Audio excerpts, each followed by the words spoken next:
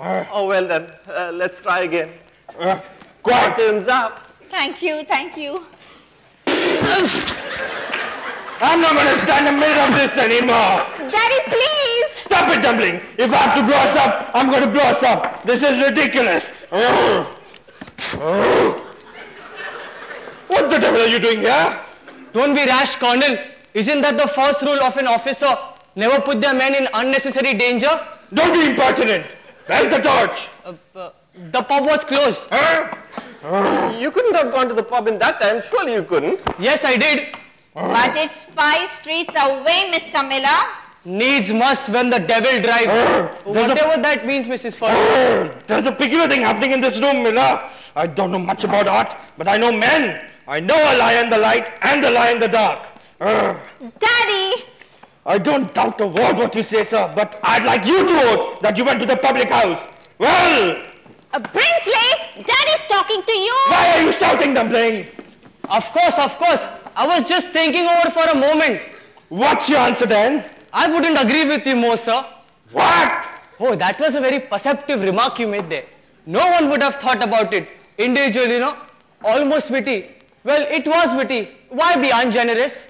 Are you trying to be funny, Miller? I'll try anything once. Well, this is getting rather unpleasant, isn't it? It's becoming Jory Pegs. Why, Dumpling, let me handle this! What is there to handle, sir? If you think I'm going to let my daughter marry a baller like you, you're mistaken!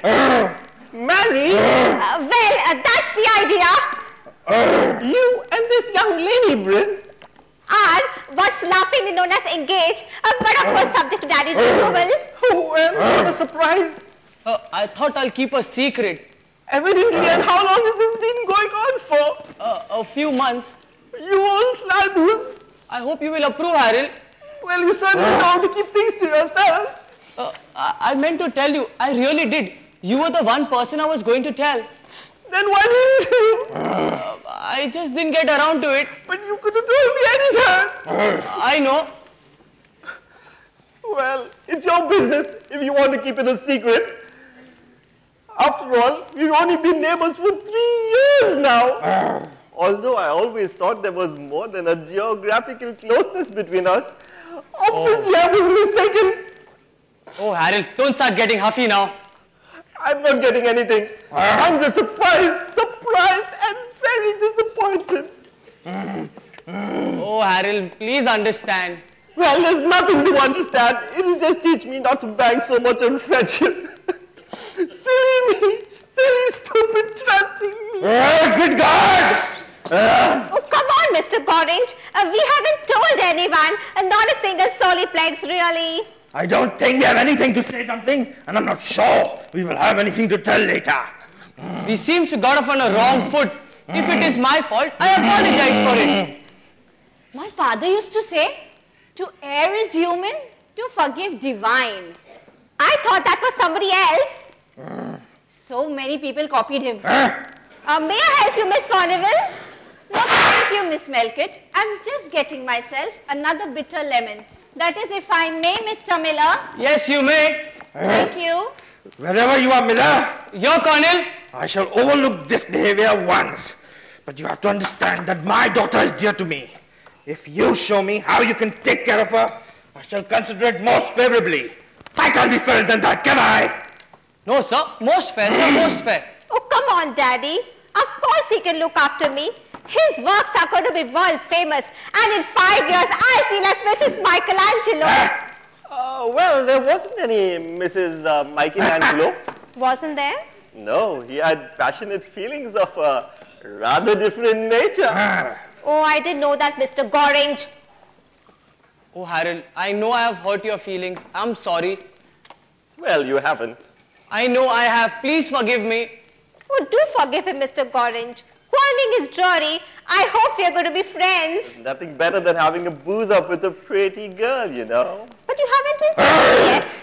Well, but I know Bryn's taste in women, and I've often told him his taste in women is like my taste in porcelain. Harold?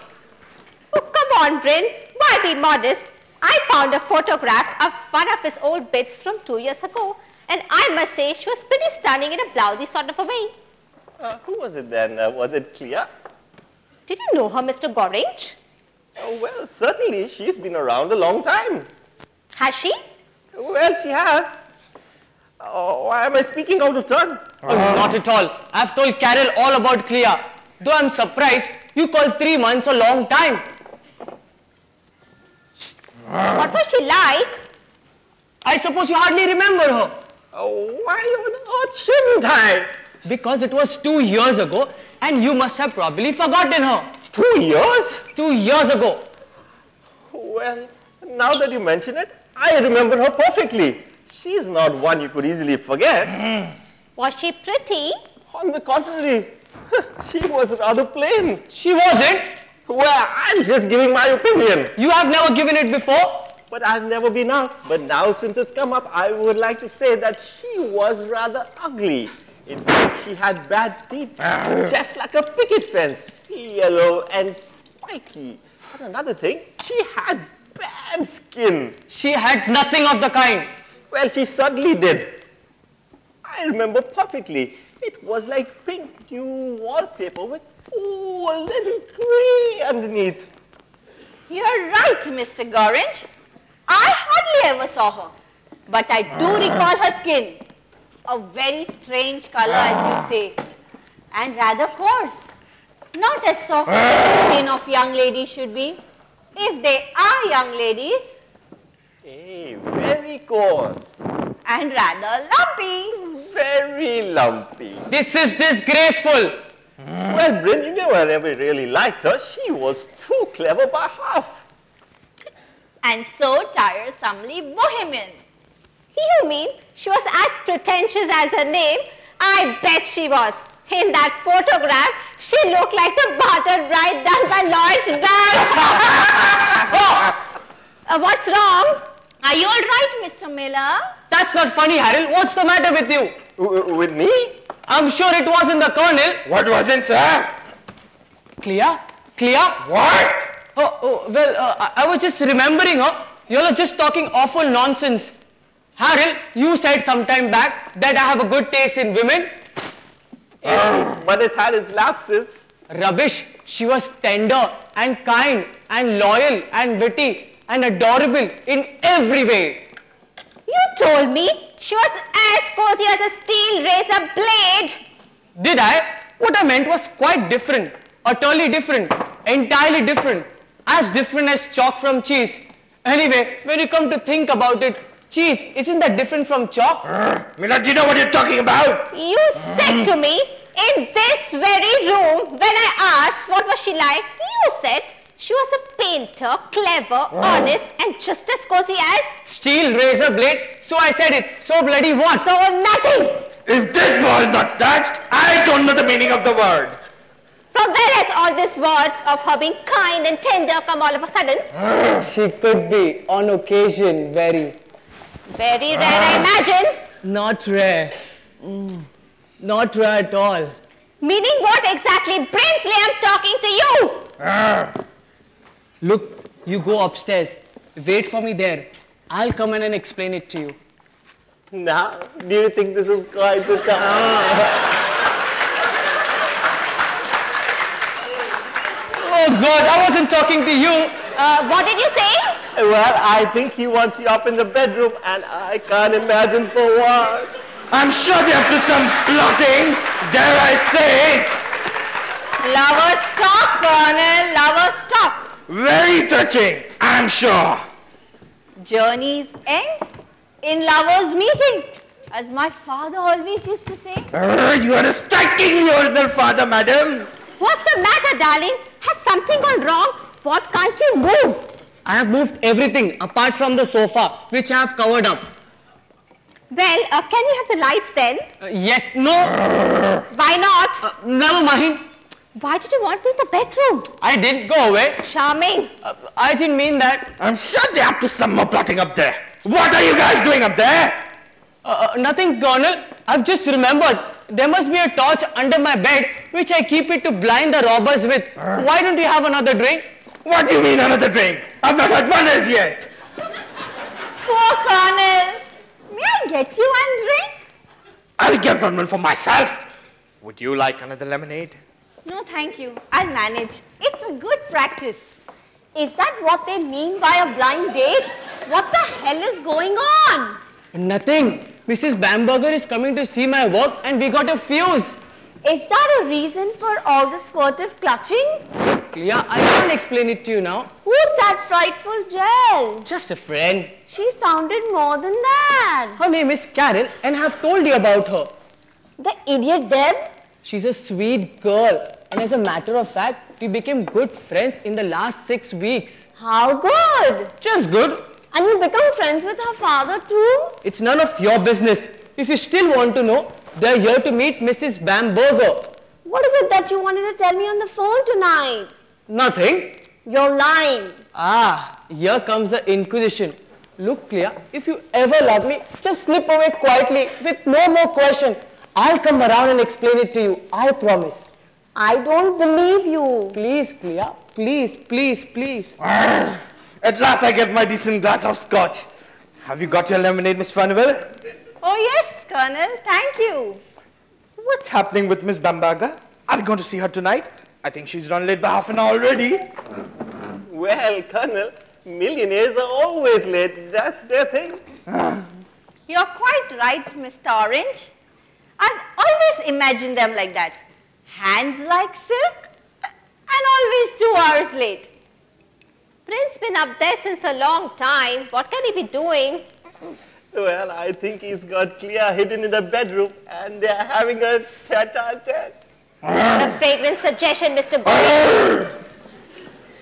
No one in the world kisses like you. I missed you so badly. Bryn, I had to see you. I've thought nothing else past 6 weeks. Bryn, I know I've made the most awful mistake working out. Oh, Clea, please. I mean, we've known each other for last 4 years. We can't throw away each other like old newspapers. Why not? You know my politics. You have heard about my gossip. And you have certainly been through all my entertainment section. Well, how about the second edition? No, Clea, not tonight. Can't you just trust me for an hour? Of course, darling. You don't want me down there. No. Well, then I'll get undressed and go to bed quietly. When you're rid of them all, I'll be waiting. Oh no, that's a terrible idea. I think it's lovely, a happy relaxation for both of us. Oh, I'm perfectly relaxed. Brinsley! Too solemn for day, too sweet for night. Come not in darkness, come not in light. That's me, isn't it? Of course not. Look, Clea, I can't explain it to you now. That's all. Well, I'm sure you can later in bed. No, not tonight, Clea. Well, either that or I come down and discover your sordid secret. There is no sordid secret. Then you won't mind my coming down. Brinsley! Brinsley! All right, stay here, blackmailing bitch. Yes, my sweet. What's going on up there? You've been an eternity. Well, nothing. I've just remembered. There must be something in my bathroom. You may never know what you can find in this clever little cabinet. Are you trying to madden me? Are you trying to get me into fury? Certainly not, sir. Let me warn you, it won't be difficult. In the olden days in the regiment, I was known for my furies. I was famous for them. You hear that? I may sing. I may knock your teeth in. What did you say? How dare you talk to Daddy like that? I wasn't talking to your daddy. Then who were you talking to? No one. I was saying, if I keep groping about up here like this, I might knock my teeth in. Mad! Mad!